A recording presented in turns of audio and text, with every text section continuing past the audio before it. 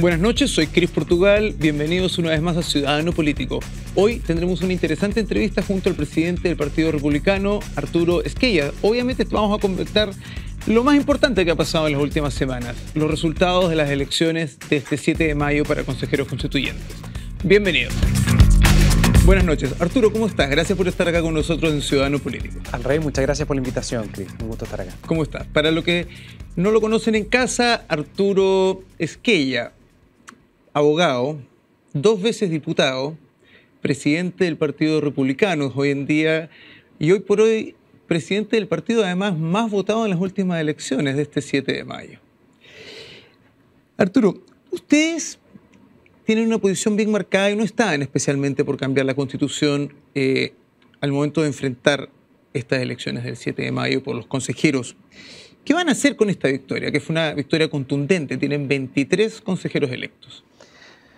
Tal como tú dices, efectivamente, si nos remontamos a septiembre del año pasado, cuando tuvimos esa votación tan importante, el 4 de septiembre, en donde el 62% de los chilenos se pronunció respecto de lo que había visto tanto en el borrador, pero a mi juicio también se pronunció sobre cómo había sido el trabajo de la convención.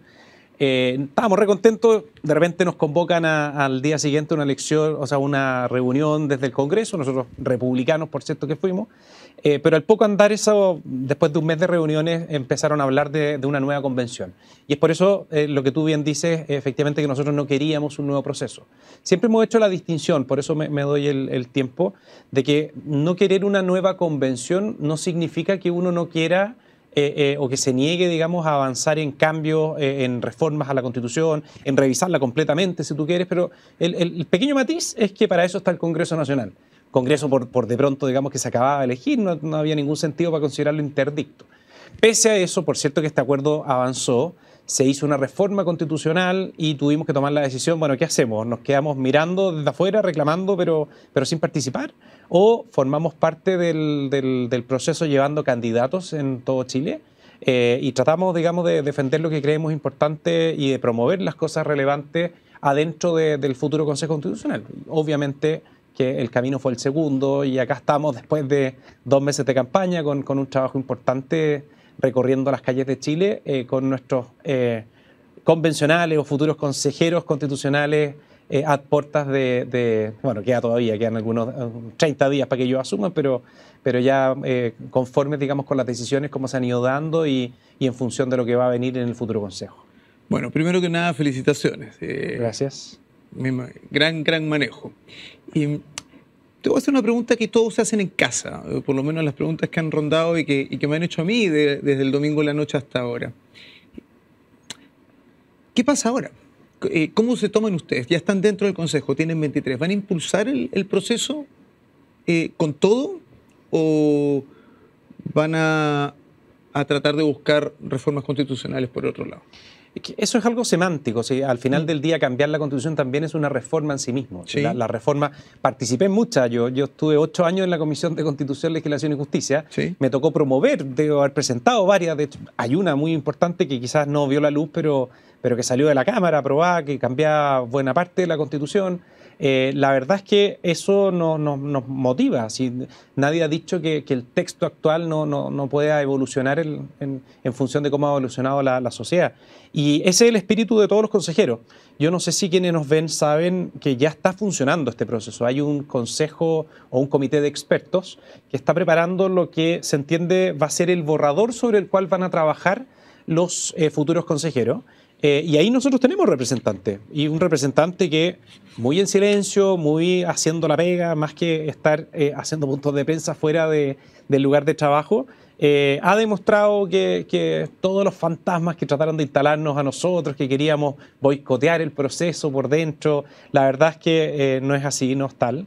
Y nosotros estamos disponibles para conversar con quien quiera, tenemos súper claro lo que nos gusta, lo que no nos gusta, las cosas nuevas, felices de instalarnos a que nos digan, digamos, cuáles podrían ser las bondades, las virtudes, y nosotros veremos, digamos, cómo nos adaptamos a ello. En fin, ese es un poco el espíritu. Bueno, justamente la pregunta iba a eso, porque la gente queda con esta duda, queda la duda, ¿qué harán los republicanos? Porque 23 de 51 consejeros es un poder importante. Si se suma a las fuerzas de Chile Vamos, si es que ustedes, me imagino, se van a poner de acuerdo y van a conversar, me imagino. Dime, pero por hágame así. Es que no es suficiente. Ya, bien.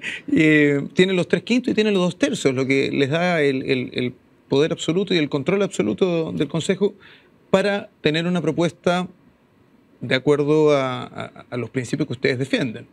Claro, pero no basta en el fondo con que entre nosotros nos refugiemos en los quórum que efectivamente, tal como tú dices, los tenemos todos, se podría decir. O sea, los 2/3 para una cosa, los 3/5 para otro. Hay un quórum que es más importante todavía, que lo tenemos nosotros, que son los 2/5 más un voto. Es decir, que en estrictísimo rigor cualquier norma pasa de alguna manera, digamos, por el trabajo que hagan nuestros consejeros. Y ese no es el espíritu. El espíritu es efectivamente convencer de por qué creemos que ciertas instituciones, que ciertos principios fundamentales o bases, digamos, de la institucionalidad que hoy día están reflejadas en la Constitución, le han hecho bien a Chile. Si nos cuesta mucho entender cómo de la noche a la mañana se empezó a instalar, y remontémonos al año 2019, de que todo lo que había pasado en Chile era malo. Y de que había que apretar un botón, borrar todo, partir en blanco, partir de cero. Y ese es un error, sí, durante las últimas décadas que coincide con la Constitución vigente, con el orden o la estructura de país que nos da esta actual Constitución. Son los mejores años de la historia de Chile. No es una exageración. O sea, no hay un indicador en donde no se pueda sostener de que efectivamente tenemos una buena Constitución. ¿Significa eso que no tenemos problemas? No, por supuesto que no, está lleno de cosas. Y significa eso, o poniéndonos de la otra vereda, ¿es sostenible de que todos los problemas que tenemos hoy día dicen relación con la Constitución? Por cierto que no, también. Entonces, eso es un poco lo que nosotros salimos a comunicar muy claramente y pareciera que hizo sintonía, hizo clic en las personas, sí. Y terminaron en el fondo recogiendo nuestro mensaje. Claro. Siguiendo con lo que estás diciendo, ¿cómo interpretas tú el mensaje de la ciudadanía con un voto tan contundente, tanto en el voto del rechazo del 4 de septiembre como en la votación que tuvimos este domingo 7 de mayo? Que la gente es mucho más inteligente de lo que piensan desde el gobierno. Y que no les gustan las cosas refundacionales. Y cuando uno hace cambios estructurales, llévalo a la realidad de cada cual, digamos, en su propia casa. Cuando tú quieres hacer cambios radicales, hay que estar muy seguro que efectivamente se requiere, digamos, un cambio radical porque trae consecuencias. Llévalo a las políticas públicas. Todos nos acordamos de cómo fue, o de cierta edad para arriba se acordarán, digamos, cómo se sufrió en la región metropolitana cuando se implementó el Transantiago. ¿Cuál es el tema con eso? O sea, se trató de hacer un cambio radical, que quizá era muy necesario cambiar algunas cosas, pero tú vas dando pasos de a poco, permitiendo que la ciudadanía se vaya acomodando, digamos, a esos cambios, que la sociedad se vaya ajustando a los mismos, y no tratas de hacer de la noche a la mañana. Recuerda que se terminó el día y al día siguiente cambiaron todos los recorridos, cambiaron las micros, el sistema de pago, la integración entre los distintos medios. Nadie entendía nada. Nadie entendía nada. Nadie entendía nada. Entonces es un tremendo error pretender hacerlo así. Más aún si es que el motor de ese cambio obedecía a una lógica más bien romántica y no basada, digamos, en la evidencia. Porque la evidencia indica que efectivamente hay cosas muy buenas de la Constitución y otras en el fondo que requieren ajustes, como podría ser, digamos, en cuanto al sistema político, cuál es el rol colegislativo o cuánta atribución tiene el presidente de la República en el Congreso Nacional, cosas que no están funcionando bien. Esos ajustes tú los puedes hacer perfectamente, pero no para eso vas a echar abajo la casa para construir. Ahora vamos de a lleno los una ajustes. Mi pregunta es, entonces, primó la cordura en los chilenos. Sí, totalmente. Si a la hora de los que hubo siempre es así. Primó la cordura. ¿El voto obligatorio fue beneficioso para esto, para que todas las voces se escucharan? Quizá antes, cuando el voto no era obligatorio y votaban 8 millones de personas y no votaban 12 o 13 millones de personas, había una representación en el voto que no era exactamente la de la población chilena. Nosotros en el último tiempo hemos pasado por 3 mecanismos. Voto obligatorio con una inscripción voluntaria. Sí. Entonces ese es un tema y que hasta el año 2010, 2013 en el fondo fue así. Que uno llegaba y se escribía en el libro. Claro, tú tenías que inscribirte. Entonces ya hay un efecto ahí de que yo estoy interesado en formar parte de la toma de decisiones del país. Que no es lo mismo, bueno, después imperó algo muy distinto, que fue la inscripción automática y el voto voluntario. Y hoy día ya tenemos de vuelta el voto obligatorio, pero con inscripción automática. ¿Llegó para quedarse? Si tú te pones a buscar en Google, debe haber cuánta opinión de los analistas convenga según tu mirada, digamos. Y faltaba tener certeza sobre cómo se iba a comportar la ciudadanía cuando, frente al actual sistema, voto obligatorio con inscripción automática, eligiendo personas, porque esa es la diferencia con el plebiscito. El plebiscito tú elegías una opción, acá elegías representante, y esta es efectivamente la primera. Hoy día ya tenemos una muestra un poco más significativa de lo que hacen las personas que no tenían esa voluntad política, que no participan las personas que incluso no tienen ningún tipo de participación activa, digamos, al menos siguiendo, digamos, la política, no tienen opinión, están más metidos en lo suyo. Uno tiende a pensar que esas son las personas que no votarían si es que no fuera obligatorio el voto. Y el resultado tú lo tienes a la vista. ¿Cómo interpretas el 20% de blancos y nulos que tuvimos? Mucha desinformación. Las elecciones siempre tienen que ir acompañadas de un principio básico de la democracia por mucha información. El gobierno no hizo la pega. Depende del gobierno. El gobierno yo creo que se quedó bastante en los laureles en ese sentido. No sé si adrede o no, ya calificarlo ya es más complejo, pero me da la impresión de que podría haber hecho mucho más. Era un voto complejo, raro. O sea, hasta el último día nosotros nos preguntaban, a quienes estamos más en esto, hoy tengo que votar, ¿cuáles son los candidatos de mi comuna? No, si es una región, ya, pero en fin, todo eso uno se daba cuenta de que había mucha desinformación. Por otro lado, mucha gente poniéndose parche antes de la herida, particularmente de izquierda, tú lo puedes ver reflejado en las zonas en donde preponderantemente prima la izquierda y hubo un voto muy importante nulo. Claro, diciendo la ola viene mal para ellos, mejor no participemos. Y terminaron votando nulo. Y el resto, bueno, es parte, digamos, de lo normal que debiera haber. Pero esos dos ingredientes hacen que el número sea un poco mayor al promedio de las últimas elecciones. Bien.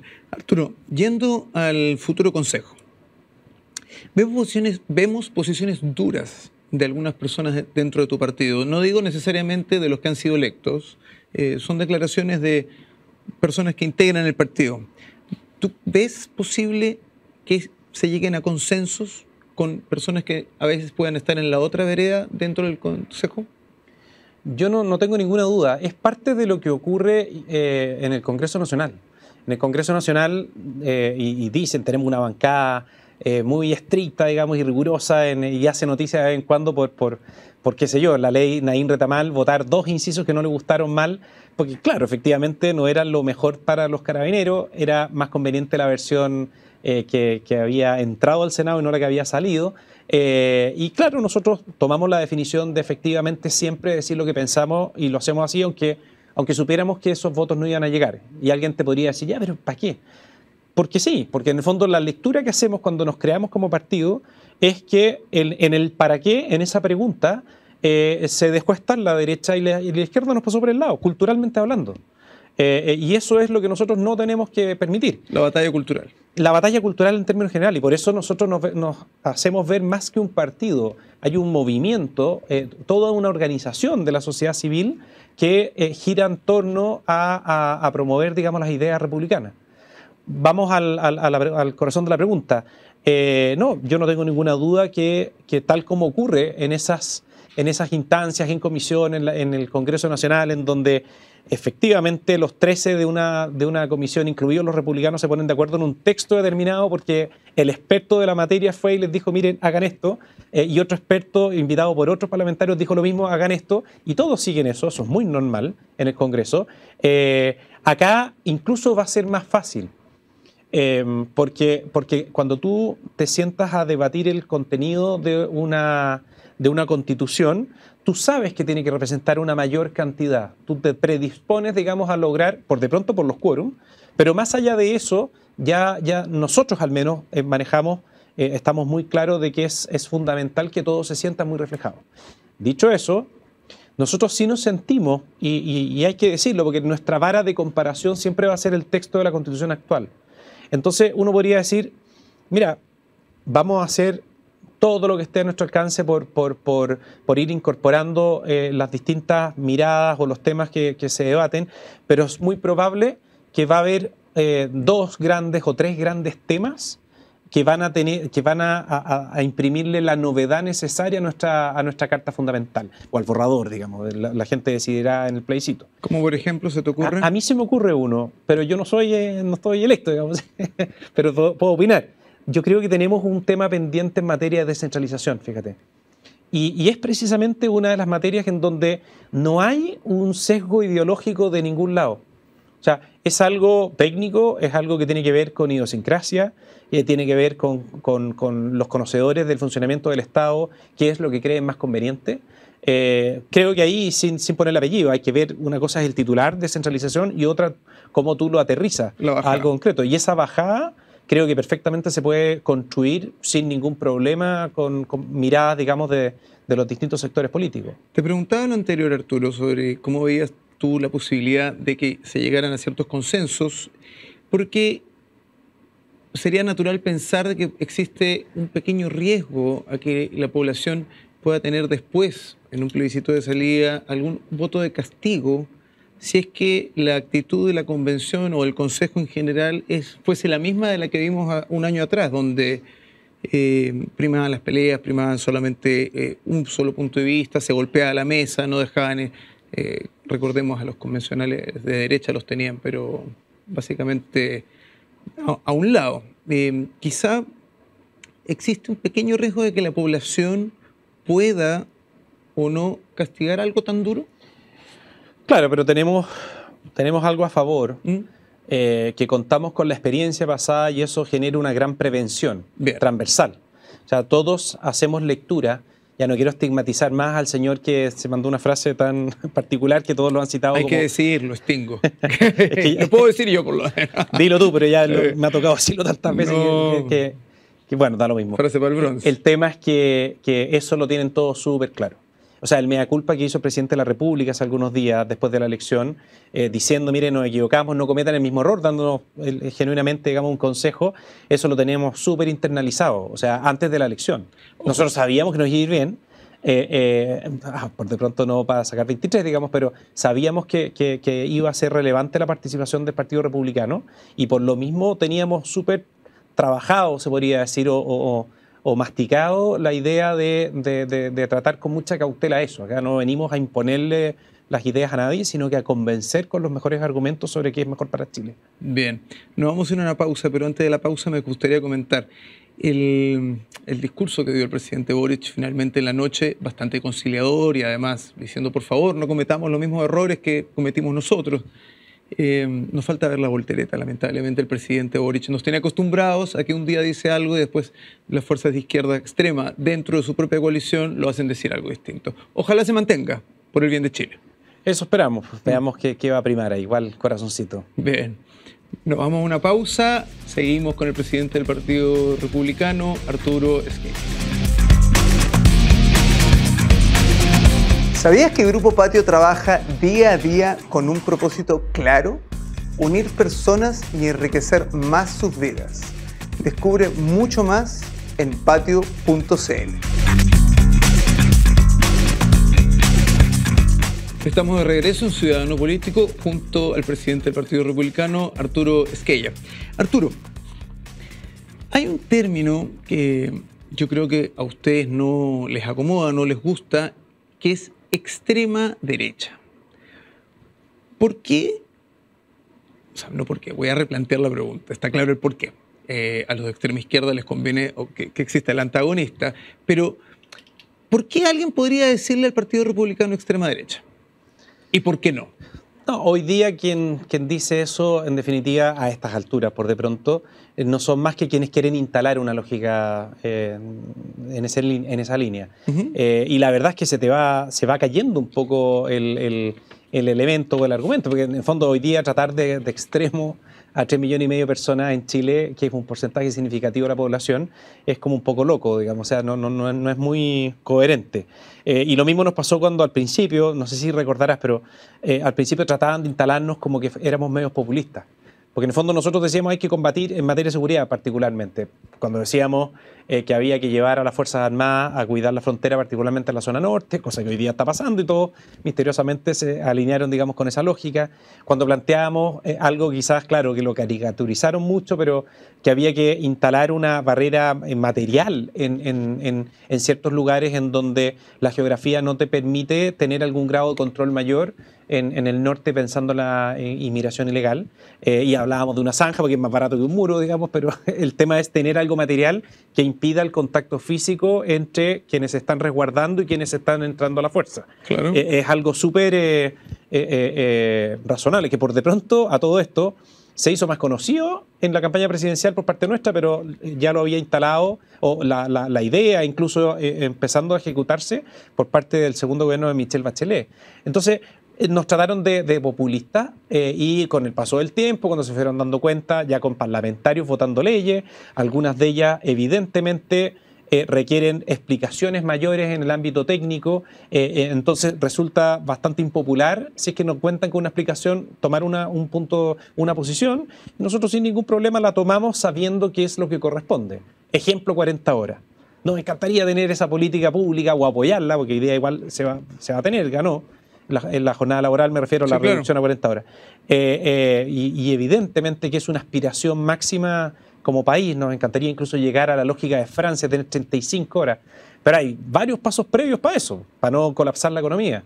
Y tiene que ver con hacer una política de capacitación muy profunda para que el nivel de productividad de los trabajadores en el fondo vaya sopesando lo que se logra en mayor tiempo. Por poner un ejemplo, bueno, y frente a eso, a 30 días de una elección, votamos lo que dicta nuestra conciencia y lo que ilumina, digamos, las artes de la economía o los conocimientos de quienes verdaderamente, digamos, manejan la materia. Entonces también se te va cayendo ese argumento. Sería bueno, en definitiva, que nos olvidemos de estar buscando el atributo o el elemento peyorativo para referirse a los demás y empecemos a hablar más de contenido. Yo creo que eso le va a hacer muy bien a la política en general. Cuando salgamos un poco de esa lógica y nos concentremos bien, y tenemos una buena oportunidad hoy día, a propósito de la reacción de un borrador constitucional, para evitar esa cosa que vemos muy presente en las épocas de campaña. Así que yo, raya para la suma, creo que la lógica de extrema se cae por su propio peso. Hoy día ya es el dato más evidente con tanta gente, digamos, apoyando ese supuesto extremo. Y en la medida que nos vayan conociendo más, se van a dar cuenta que buena parte de lo que nosotros sostenemos, de lo que apoyamos, de lo que impulsamos, al final del día el gran ancla es el sentido común, es la coherencia con las cosas más fundamentales, digamos. Eso es lo que nos motiva y nos inspira. ¿Qué temas crees tú en ese sentido que van a ser más difíciles de ponerse de acuerdo en el Consejo? Porque, a ver, hay temas... te dirijo más la pregunta. El Partido Republicano, por ejemplo, nunca ha sido pro aborto. Por supuesto. ¿Cómo crees que va a avanzar este tema en el Consejo? No, nosotros, bueno, comprenderás que en un tema tan sensible como la importancia de la defensa de la vida, no vamos a andar variando nosotros nuestra posición. Me da la impresión que en ese grupo también puedes considerar a todo el grupo de personas de Chile Vamos. Pero me da la impresión, Cris, que en esta oportunidad el eje o el centro de la discusión no va a estar dada en los derechos fundamentales. Nosotros tenemos un catálogo de derechos fundamentales en donde están precisamente aquellos que llamamos derechos de defensa, donde el Estado tiene el rol de defender una posición, en este caso la vida o la honra u otras más. Ese es el único rol que tiene el Estado y está, tal como está hoy día, la verdad es que está bastante bien logrado. Y no creo, digamos, que el debate se genere ahí.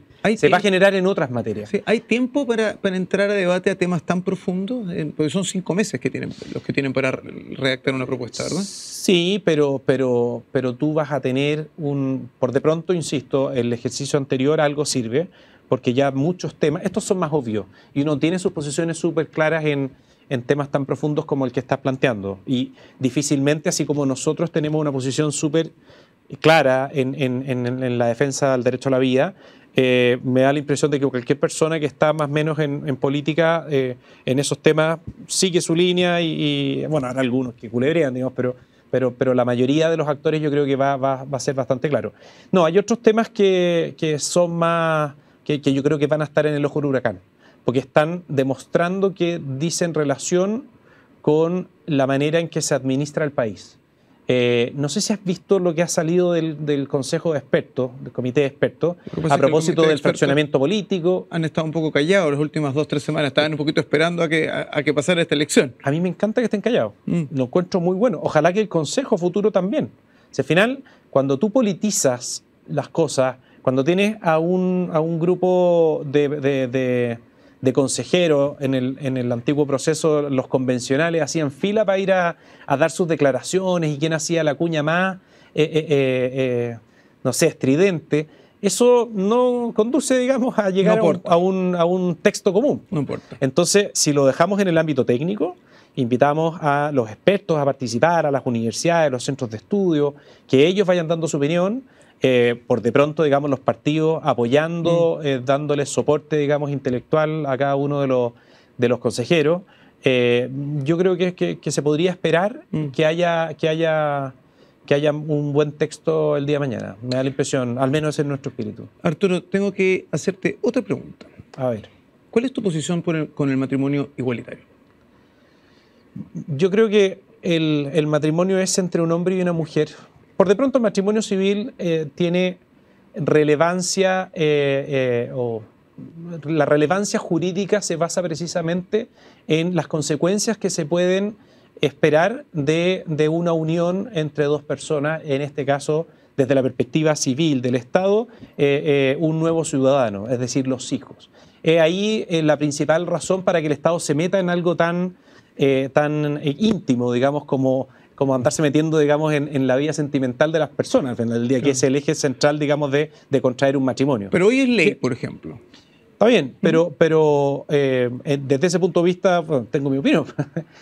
Creo que es un elemento que uno debe tener siempre a la vista, que el Estado tiene que procurar mantener una distancia con lo que es la vida de las personas en su esfera más íntima. Ahora, el rol del matrimonio propiamente tal entre un hombre y una mujer, por de pronto, digamos, si es que lo querías relacionar con el tema constitucional, no veo, digamos, mucho espacio para que pudiera entorpecer el avance del trabajo legislativo, porque es algo que es propio en materia de ley.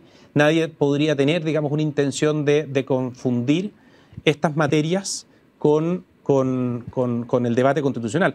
Hay un tema incluso que es bien interesante. ¿Sí? Yo no sé si en algún momento te has fijado el cómo trata o cómo se refiere a las familias la Constitución vigente hoy día.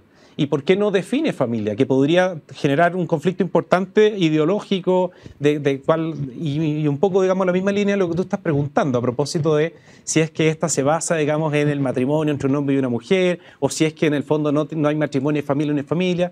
Bueno, el constituyente incluso del año 80 no quiso meterse en eso. Porque en el fondo, como es un concepto cultural que eventualmente y que efectivamente va evolucionando, hay que tener cuidado con dejar, digamos, amarrado en un texto constitucional algo que por cierto, tiene una bajada cultural. Entonces, fueron, yo creo, bastante visionarios en el sentido de no amarrarlo. Por de pronto, muchas políticas públicas que apuntan a fortalecer la familia o entregarles herramientas a la familia, podrían perfectamente haber quedado fuera de esas políticas públicas si es que los constitucionalistas, el constituyente, digamos, de esa época hubiera decidido dejarlo amarrado en el ámbito constitucional. Okay. Entonces, no todo, y con esto quiero englobar todo, no todo tiene que ser de resorte constitucional. Yeah. Y tratemos de no llevar las materias en donde verdaderamente tú vas a encontrar una discusión un poco más ideológica al tema constitucional, si es que no es estrictamente necesario, porque de ellas ya sí hay, y hay varias que son importantes y relevantes, como hablar del Estado subsidiario versus el Estado social y democrático de derecho. O sea, ahí tú ya tienes un tema que, quieras o no, va a haber una confrontación ideológica y va a consumir buena parte del tiempo. Ahora vamos a ese tema. Y eso efectivamente creo que sí es de resorte constitucional. Claro. Ahora vamos a ese tema. Para cerrar la pregunta anterior, para que las personas que nos están viendo en casa lo podamos entender en simple. Por ejemplo, en el tema del matrimonio igualitario, que es un tema que a mí personalmente me importa. Esto hoy día es ley. Este nuevo consejo va a intentar cambiar eso o no se va a meter en esos temas? Es que no hay ninguna razón para meterse en ese tema, porque en el fondo es una materia de ley propiamente tal. No veo cuál podría llegar a ser la conexión. No está en el ánimo. Son las preguntas que a mí me llegan y que me gusta retransmitir en estas entrevistas. No, por supuesto, y súper bien que me las hagas. Pero me refiero a que incluso yo creo que no fue ni siquiera tema en la convención pasada, que tuvieron mucho más tiempo para debatir cosas y creatividad, digamos, de algunos para poder ir metiendo indicaciones y más temas, digamos, a la juguera. Y en este caso no veo por dónde podría llegar a ser algún tema, o sea, ser de interés de alguien para introducirlo en el debate constitucional. No hay espacio para eso. Ahora sí, con un tema así importante, con el Estado subsidiario y un Estado social democrático de derecho. ¿Cómo ves tú que esto va a avanzar? ¿Van a poder llegar a un punto medio o definitivamente la postura de un Estado subsidiario predominante es la que se va a mantener?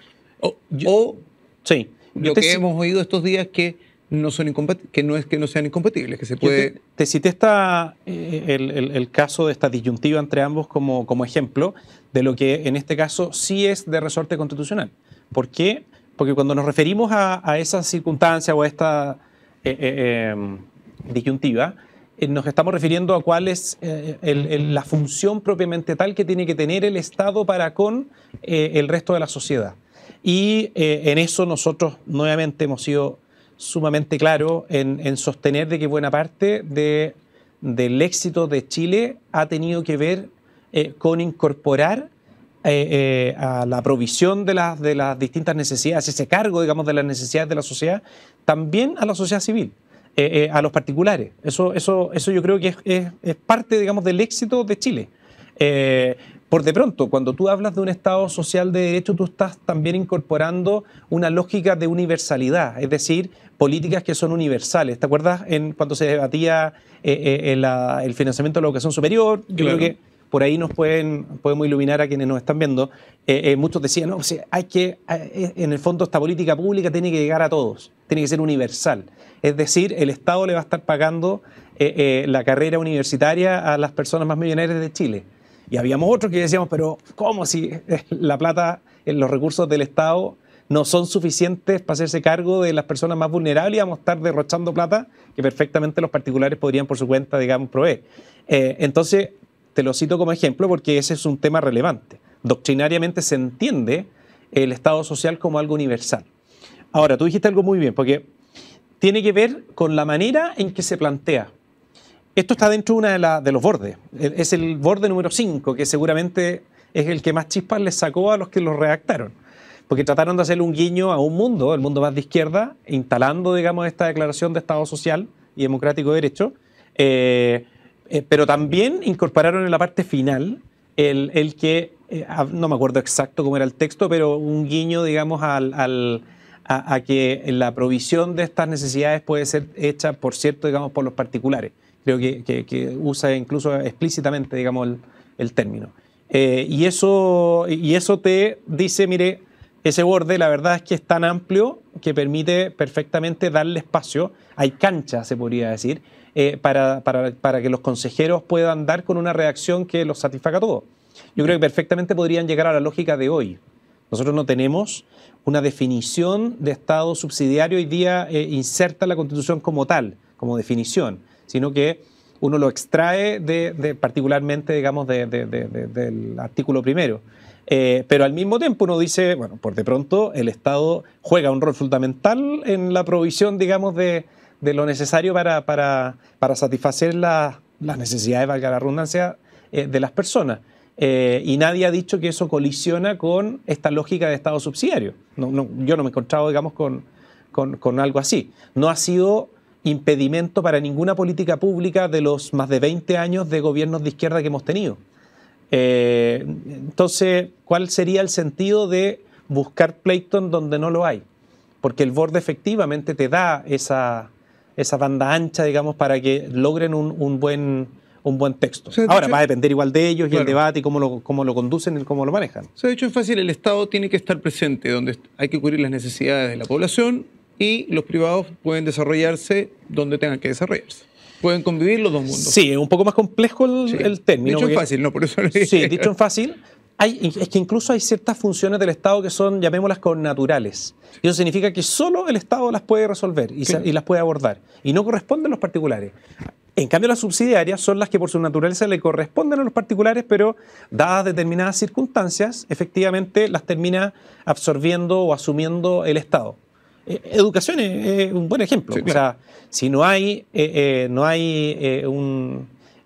se está proveyendo de educación en un lugar aislado, digamos, del país, cosa que se resolvió bastante en los 90, la manera, digamos, de llegar a todos lados.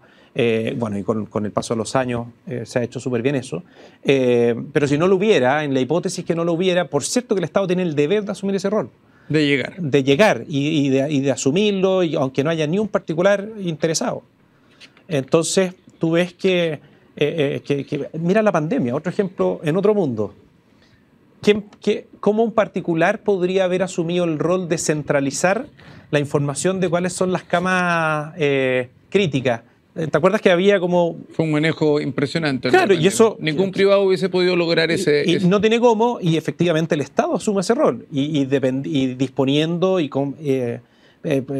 contando, digamos, con la participación de todos los de la red privada, digamos, de camas críticas, y funcionó perfecto. Ese es un muy buen ejemplo de cómo los dos sistemas pueden funcionar. Bien, Arturo, vamos a una pausa nuevamente y volvemos con el último bloque. ¿Sí? Volvemos a una pausa. Estamos con el presidente del Partido Republicano, Arturo Esquella.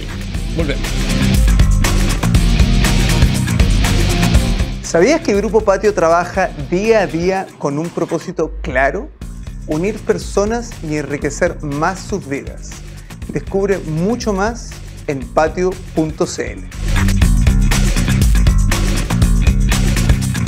Estamos de regreso en Ciudadano Político junto al presidente del Partido Republicano, Arturo Esquella. Arturo, sigamos conversando en temas que vienen y que seguramente son temas que van a generar conversaciones y debates. La paridad y el binominal son dos temas que a mí me gustaría tocar. La paridad en esta elección tuvo 6 correcciones y hubo candidatos que tuvieron 60.000 votos, y cuando el siguiente candidato tuvo 9.000 hubo un factor de corrección y el que obtuvo 60.000 tuvo que salir y el que tuvo 9.000 accedió al cupo. ¿Tú qué opinas de esta paridad? ¿Tú la mantendrías? ¿La sacarías? Yo quiero ir antes que eso. Cuando uno implementa políticas públicas, uno tiene que, de alguna manera, tener claro cuál es el bien jurídico que quieres lograr, cuál es el propósito de la acción. En este caso, no es la paridad por la paridad, sino que es la promoción de más mujeres, en este caso, en la vida pública, en tomando las decisiones como corresponde, emparejar, digamos, en la cancha en ese sentido, cosa que estamos todos de acuerdo. Bueno, al menos yo estoy súper de acuerdo. Estamos todos de acuerdo, pero ¿ese es el camino? Ese es el propósito. Para eso tú tienes varios caminos. Uno de ellos, por ejemplo, es exigirle en el ámbito electoral, porque hay otros que no son necesariamente electorales, pero uno es exigirle a los partidos políticos que presenten igual número de candidatos, lo que por estos días se ha llamado la paridad de entrada. Alguien bautizó esto con entrada y salida, pero bueno. Y ese es un camino que me parece bastante razonable. El otro tiene un problema. Hay otros caminos de otra manera. Ponte tú, la ley de partidos políticos obliga a que el aporte público, parte importante de ese aporte público, tiene que estar destinado exclusivamente a promover la participación de mujeres en política.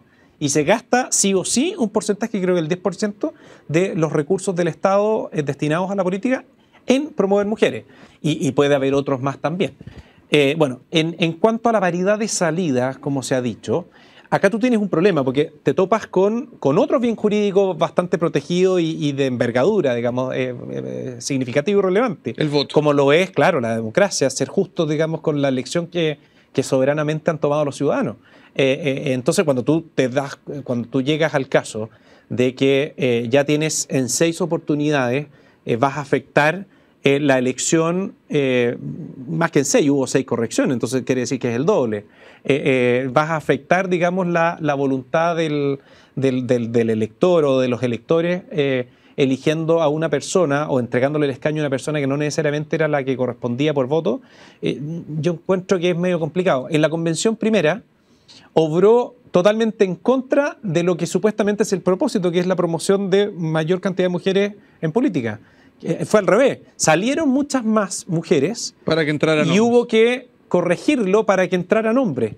Entonces ahí uno dice, chuta, ¿qué manera de distorsionarse la política? Porque es una manera, hay muchos que dicen que es una manera de meterle la mano a la urna, de interferir con el voto. Sí, efectivamente. Bueno, es alterarla por la vía administrativa y el tema de la elección de las personas, el ejercicio de soberanía de los ciudadanos es algo fundamental. O sea, todo lo que dice relación con el sistema electoral en términos concretos, esto puede sonar muy técnico, pero incluso tiene una consagración en el plano, digamos, de la ley con un estatus mayor. Está dentro de una ley orgánica que requiere un quórum mayor para ser aprobada. ¿Por qué? Porque se considera especialmente sensible. Es como de las cosas importantes. Claro. Porque si llega alguien que se quiere hacer del poder, cambia el sistema político aprovechando una mayoría circunstancial y lo adapta para quedarse para siempre, por ponerlo en bruto. Y eso es lo que uno no quiere y por eso en el fondo las leyes en materia de electorales y políticas son tan significativas. Entonces, raya para la suma, no me acomoda, no encuentro tan conveniente hay otras maneras, estamos todos de acuerdo. Y hay que buscar, hay que ser ingenioso. Yo creo que, la otra vez me tocó en un debate, alguien decía, mira, perfectamente, que creo que existe en algunas partes, que tú tengas tus papeletas. No la estoy promoviendo, quiero estudiar bien cuáles son los efectos, pero lo pongo sobre la mesa para que manejes el dato. Tú votas por dos, votas por una elección de hombres y una de mujeres y en el fondo tú al final del día se va a hacer lo que en definitiva imperó en la lógica voluntaria de los electores. Sí. Salieron electos los que sacaron más votos. O sea, definitivamente deben haber otros mecanismos para incentivar la participación de mujeres. Esto que nombraste, que lo habían bautizado de entrada, hace bastante lógica, que por lo menos los partidos puedan tener la mitad de los candidatos hombres, la mitad de los candidatos mujeres, y después que el votante sea el que elija democráticamente a la persona que quiere que lo represente en la instancia que sea. Así es. Suena lógica. Me gustaría comentar el tema del binominal, que es un tema antiguo. Está como de moda, ¿no? Ahora. No, mira, yo creo que es un tema, esta es una opinión muy personal, que aparentemente nos dio estabilidad, gobernabilidad, los que en un momento criticaban tanto los acuerdos, ahora esta generación que entró a ser gobierno, pero efectivamente daba las condiciones para que se dieran estos grandes acuerdos y con los que Chile avanzó en los últimos 30 años. Entonces, ¿cuál es tu posición respecto al sistema actual y la posibilidad que podría existir de volver al binominal si es que este Consejo así lo propusiera? Hay que hacer un poco de historia, porque el binominal se cambia por razones políticas, de intereses políticos. La coalición de centro-izquierda y de izquierda, en términos generales, no le acomodaba porque en el fondo para presentar candidatos en los distintos distritos, 60 distritos, ¿te acuerdas? Tú podías presentar solo 2. Entonces, cuando eres parte de una coalición en donde hay 6 partidos, 7 partidos, les resulta muy complejo ponerse de acuerdo para cómo se distribuyen al menos, digamos, los cupos de candidatos. En el otro lado, cuando históricamente existían solo 2 partidos, era súper fácil, porque en todos lados cada partido presentaba uno y se acabó el problema. Entonces, al final se cambió un poco empujado por un cuento interno, digamos, de la realidad de la centroizquierda chilena. ¿Y por qué te digo esto? Porque en el efecto, las consecuencias de tener un sistema binominal son al final del día lo que están todos cacareando que les gustaría tener hoy día. Por de pronto, digamos, el no tener, como dicen, estos polos un poco más de lado y lado. Cuando tú tienes en el fondo 2 grandes bloques, tú tiendes a centrarlos, digamos, tiendes a que se encuentren y a generar 2 grandes listas, porque al final del día estás eligiendo 2 escaños en todas partes. Evitas el fraccionamiento político, por cierto, que también está dentro del mismo naipe, y varios otros elementos que hoy día artificialmente el grupo de expertos está tratando de promover para que queden en la Constitución. No sé si ha seguido ese tema. Pero que se podrían haber logrado en la lógica binominal. El binominal existe todavía en todo caso, se nos olvida, pero hay 5 regiones en donde sigue siendo un sistema binominal. Arica, Parinacota, Tarapacá, Ñuble, Aysén y Magallanes en la elección senatorial son binominales, exactamente igual que como eran antes. Claro, yo estaba pensando un poco en la Cámara de Diputados y la atomización que se ha dado cuando tienes 18 partidos metidos, 19, no sé si me estoy equivocando, metidos ahí un poco se atomiza y se hace difícil la discusión, los acuerdos y los consensos se hacen más difíciles todavía y lamentablemente para los que vemos la política de afuera, pareciera que el que más grita y más levanta la voz es el más oído y el más escuchado en algún minuto. Y iba por ahí la pregunta. Sí, y deja redondearte una cosa. El problema mayor que tiene el fraccionamiento tiene que ver con la gobernabilidad. Es decir, cuando el presidente de la República va a mandar un proyecto de ley que quiere conversarlo con la oposición y te encuentras con... o más bien, conversarlo con el oficialismo, con su gente, y te encuentras con... En este caso puntual, en este gobierno. Con 10 caciques o con 10, digamos, grupos distintos y quizás más. Claro, les resulta difícil gobernar. Oye, Arturo, pero hay que buscar la solución, particularmente en cómo tú ordenas las fuerzas del oficialismo para poder sacar adelante las políticas impulsadas por el Ejecutivo. Y siguiendo la línea de lo que estamos conversando, ¿sistema presidencialista, parlamentarista? No innovaría en eso. Sí creo que hay espacio para corregir algunas de las atribuciones que tiene el presidente de la República, particularmente en el ámbito legislativo. Sí. Yo creo que tú puedes equilibrar un poco más, pero no me pasaría un sistema parlamentario. No sé si es que pega mucho ¿Cómo hacemos con la realidad chilena? ¿Cómo hacemos que el presidente electo tenga más gobernabilidad? Oí en una de estas entrevistas hace no tanto una idea que parecía hacer sentido, donde quizás la elección del Parlamento fuese en la segunda vuelta para tratar de darle un poquito más de peso y gobernabilidad a quien finalmente fuera electo. ¿Te hace sentido alguna, o qué camino o qué propuesta tendrían ustedes en eso? No, yo creo que la elección tiene toda lógica que sea con la primera vuelta electoral, porque en el fondo apunta precisamente a lo mismo. Con la figura del presidente de la República en la papeleta y en campaña, lo natural sería que el que gana de alguna manera permea o contribuye a que también quienes lo acompañaron en esa elección ya para una candidatura parlamentaria logren un mismo resultado. Si el problema está cuando tú tienes 25 partidos y estos partidos se sienten o ven, digamos, el Estado como que fuera una suerte de botín.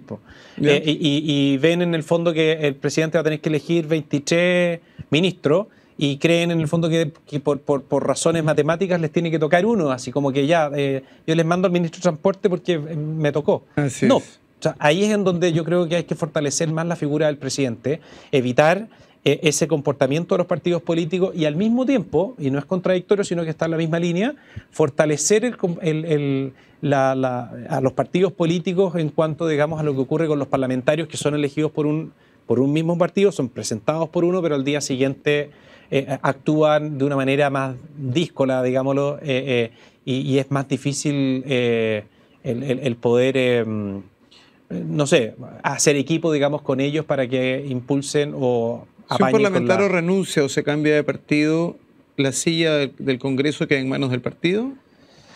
Hoy día no tenemos un sistema de renuncia para los parlamentarios. No, hoy día tengo claro cómo es, pero hacia un futuro, pensando en lo que se puede... Bueno, salió este tema en el primer borrador de los expertos, que hablaban que si es que un parlamentario renuncia o es expulsado...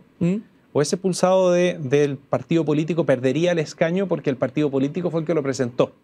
Perfecto. Eso es delicado, es bien sensible, pero apunta, digamos, a corregir lo que se busca corregir.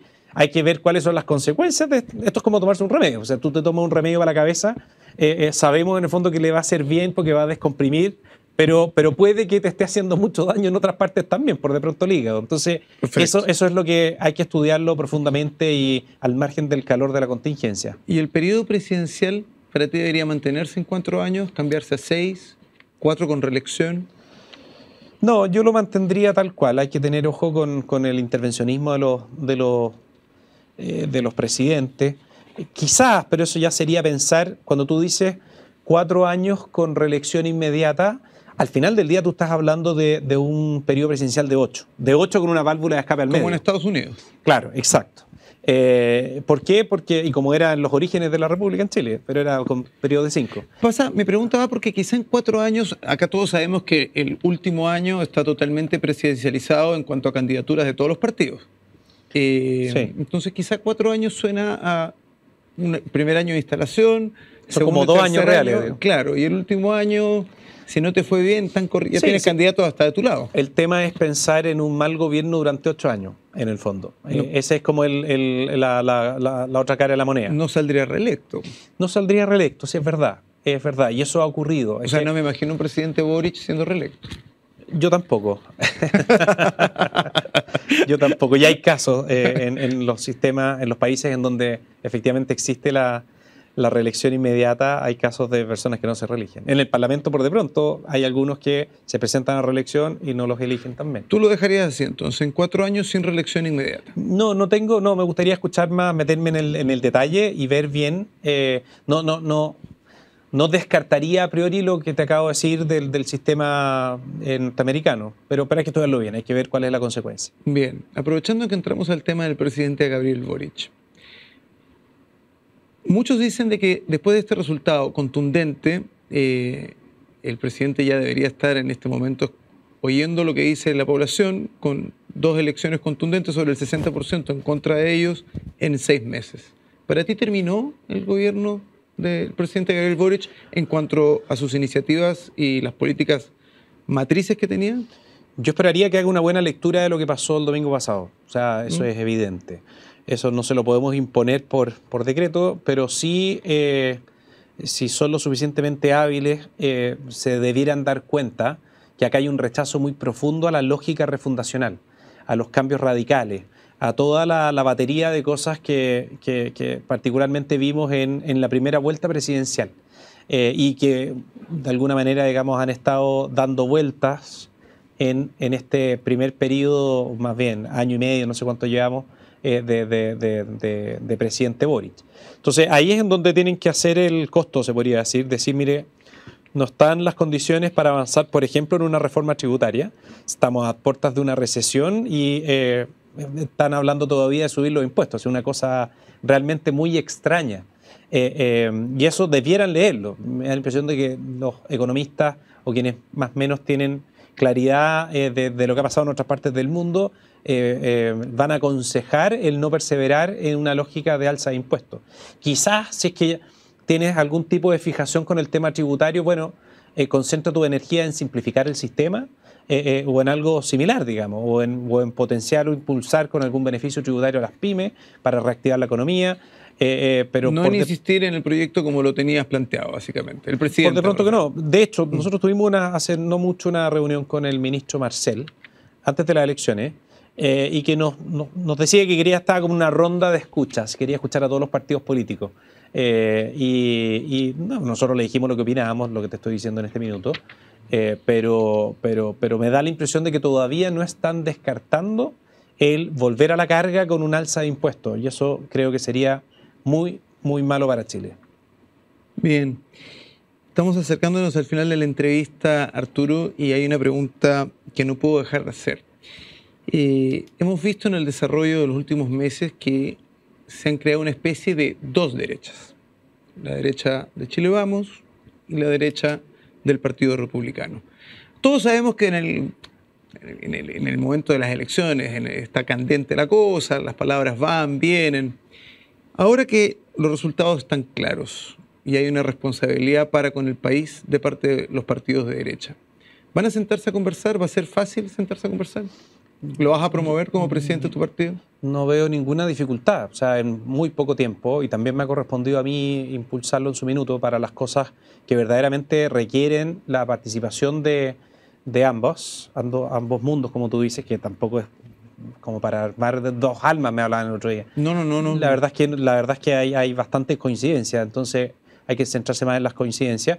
No nos ha costado para una segunda vuelta presidencial, no nos costó para enfrentar lo que era el mal proyecto de reforma constitucional o de cambio de la Constitución del 4 de septiembre también.